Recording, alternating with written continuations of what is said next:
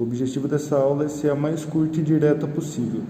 Eu vou resumir aqui a aula do Centro de Mídia do segundo ano do ensino médio, a aula sobre estequiometria. Então vamos lá. A primeira coisa que a gente vai ter que fazer é entender a simbologia que é usada. Então eu trouxe primeiro uns exemplos de equações químicas. Então eu vou começar falando desse esquema aqui, que é um esquema genérico. Ele só serve para a gente exemplificar.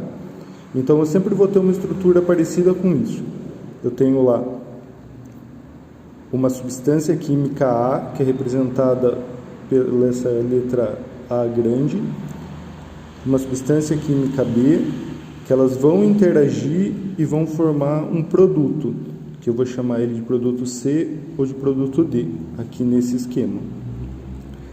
A letra A, B, C e D pequena, o Azinho, Bzinho, Czinho, Dzinho, eles vão representar o coeficiente estequiométrico. Para nós, ele vai representar o número de mols em cada reação química. Então, essa é uma reação química genérica. Os exemplos que eu vou dar aqui embaixo, eles são os exemplos que aparecem na aula. Então, a gente tem lá, nesse primeiro exemplo, o hidrogênio, que ele é representado como H2, mais o oxigênio, que é representado como O2, formando água, que é representada como H2O. Veja que eu tenho aqui dois reagentes e eles formam um produto. Nessa aula, a gente vai abordar também o balanceamento. Então, você pode ver que essa reação aqui de cima, ela é quase que igual a essa reação aqui de baixo. A única coisa que está mudando é esse número 2 grande e esse número 2 grande, que é o coeficiente estequiométrico, que eu vou explicar na próxima página com mais calma. Então, ainda seguindo a lógica de como que lê as equações, aqui eu vou ter 2 mols de hidrogênio mais 1 mol de oxigênio, formando 2 mols de água. Aí eu tenho o exemplo 1 da reação para a formação do ácido sulfúrico. Ela vai acontecer em 3 etapas na aula. Então, só para a gente ver aqui a estrutura da equação. Eu tenho aqui esse Szinho, esse Gzinho e esse Gzinho. Isso daqui, ele é o estado físico de cada material. Então, eu vou ter lá o enxofre no estado sólido, reagindo com oxigênio no estado gasoso, formando... Opa, aqui faltou. Formando o dióxido de enxofre. Você pode ver que na próxima reação, ele vai usar o dióxido de enxofre produzido na primeira reação. Então, eu vou pegar o dióxido de enxofre, reagir com oxigênio e formar o trióxido de enxofre. Aqui, nessa equação, apareceu mais uma coisa nova, que é esse simbolinho, que é uma flechinha para frente e uma flechinha para trás. Esse símbolo, ele me diz que a reação química ela acontece tanto nesta direção, como nesta direção. Então, tanto meus reagentes podem formar o produto, quanto esse produto pode formar os reagentes. Além de saber ler a reação química, você tem que conhecer o conceito de mol. Então, isso daqui é para ser bem direto, assim. O que é o mol? O mol, ele é uma unidade que a gente vai usar na química.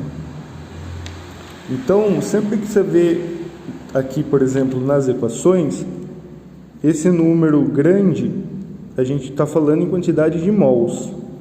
Na prática, o mol ele funciona assim, ele representa 6,02 vezes 10 a 23 unidades de alguma coisa. Então, um exemplo que pode parecer bobinho, mas só para fixar. Você tem lá, por exemplo, a dúzia.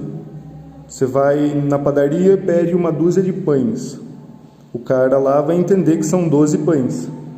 Quando a gente está falando em mol, a gente está falando em uma quantidade muito grande, que é expressa por esse número aqui, 6,02 vezes 10 a 23 unidades. Conselho: decore esse número. Você vai usar ele sempre. Falou mol, 6,02 10 a 23. Beleza? Essa é uma das utilidades. Para nós, ele vai aparecer bastante em exercício a massa molar dos reagentes. Porque quando eu estou expressando uma equação química, eu vou usar quantidades palpáveis de reagentes. Então eu vou trabalhar ou em gramas, ou em quilos, ou em toneladas. E para isso eu vou ter que saber como que eu calculo a massa molar. A massa molar de cada átomo, ela está tabelada na tabela periódica. Então a gente consulta ela quando a gente tem acesso a uma tabela periódica, ou no próprio exercício vai vir entre parênteses, geralmente no fim do exercício, assim, entre parênteses, dados, massa molar tal, de tal elemento. E aí, na aula também, aparece essa formulinha. Em algum momento da aula, alguém pergunta o que é o mol, e o professor apresenta essa equação. Esse Nzinho, ele é um número de mols. E ele é conseguido através da massa que eu tenho do reagente, então a massa que eu vou ter lá na balança pesada, dividido pela massa molar da substância, da massa molecular da substância que eu vou calcular. Então, esse valor aqui de baixo, eu vou, através da tabela periódica e dos cálculos que eu já vou explicar, chegar em um valor aqui. E o de cima é a massa que eu vou medir lá no laboratório. Tranquilo?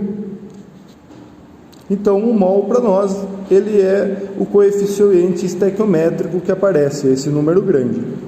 Então, como que eu calculo a massa molar? Eu tenho aqui alguns exemplos, que são os exemplos que vão aparecer na aula. A massa molar do hidrogênio é igual a 1. Esses valores são tabelados e eles são conseguidos experimentalmente. Dependendo da tabela periódica ou do exercício, você vai ter casas decimais ou não, uma precisão maior ou não. Para nós, a gente vai usar tudo arredondado para fins didáticos. Então lá, o hidrogênio vai ser igual a 1, o oxigênio vai ser igual a 16, o nitrogênio vai ser igual a 14 e o enxofre vai ser igual a 32. Então, quando eu tenho uma representação desse tipo, H2, esse número pequenininho, esse 2zinho, ele fala para mim que eu tenho 2 átomos de hidrogênio. Então, para eu calcular a massa molar dele, eu vou procurar lá na tabela ou nos dados do exercício qual é a massa. E aqui é 2, então eu vou fazer 1 mais 1. A massa do H2 vai ser igual a 2 gramas mol. É a unidade que a gente vai usar. Aí, seguindo a mesma lógica, a massa do gás oxigênio O2, ela é igual a 2 oxigênios juntos. Cada oxigênio pesa 16 unidades lá no mundo atômico. Essa tradução a gente pode fazer direto. Então, lá no mundo atômico ele pesa 16 unidades de massa atômica. Mas para nós, a gente já converte isso direto para grama. Então aqui, 16 mais 16, eu vou ter 32 gramas de oxigênio por mol. Cada mol de oxigênio, ele mede lá na balança 32 gramas. É isso que significa para nós aqui nessa aula. Em aulas futuras eu posso aprofundar no tema, mas o objetivo aqui é ser o mais rápido possível. Então, o N2 aqui eu vou somar a massa de 2 nitrogênios, vai ser 28. A amônia, eu vou somar a massa do nitrogênio, que é 14, mais 3 oxigênios, 1, 2, 3, vai ser 17. E a massa de 2 mols de amônia vai ser igual a 34, que é o dobro. Tranquilo? Aí a gente vai ter também o balanceamento das equações. Então, a gente tem lá 2 equações. As duas estão falando para mim que se eu misturar hidrogênio mais oxigênio, eu tenho água. Mas essa segunda equação, ela já fala para mim a quantidade correta. Então, lembra lá da lei do Lavoisier? A soma da massa dos reagentes é igual à soma da massa dos produtos. Se você olhar aqui em cima, nessa primeira reação, eu tenho 2 hidrogênios e eu tenho 2 oxigênios. Mas aqui desse lado, eu só tenho 2 hidrogênios e 1 oxigênio. Está faltando um deles. Para resolver esse problema, eu vou fazer o balanceamento da reação. Então, eu tenho lá agora 2 mols de hidrogênio mais 1 mol de oxigênio, formando 2 mols de água. E aí, quando a gente olha a quantidade de hidrogênios, eu tenho 2 vezes 2 é igual a 4. Desse lado aqui, 2 vezes 2 é igual a 4. Oxigênio, eu tenho 2. Aqui desse lado, 2 vezes 1 igual a 2. Então, a equação ela está balanceada. A partir do momento que ela está balanceada, eu calculo as massas molares, do jeito que eu expliquei ali em cima. Então, o H2 ele tem uma massa de 2 grama-mol. Só que como eu tenho 2 mols dele, eu vou fazer a multiplicação. Então, eu tenho 4 gramas que vão reagir com 32 gramas do oxigênio para formar 36 gramas de água. Um mol de água ele pesa 18 gramas. Então você pode ver aqui que a lei do Lavoisier ela está sendo obedecida, porque eu tenho 4 mais 2 vai dar 36. 36 gramas de reagente é igual a 36 gramas de produto. Só mais um exemplo, que é a última etapa lá da reação. Eu tenho 1 mol do trióxido de enxofre reagindo com 1 mol de água, formando 1 mol de ácido sulfúrico. Nas quantidades já calculadas, eu tenho 80 gramas, somado com mais 18, resultando em 98. E aí eu posso ver que a lei do Lavoisier de conservação de massas está sendo obedecida, a equação ela está balanceada corretamente, e agora eu já sei como ler ela e tudo mais. Espero ter ajudado. Muito obrigado.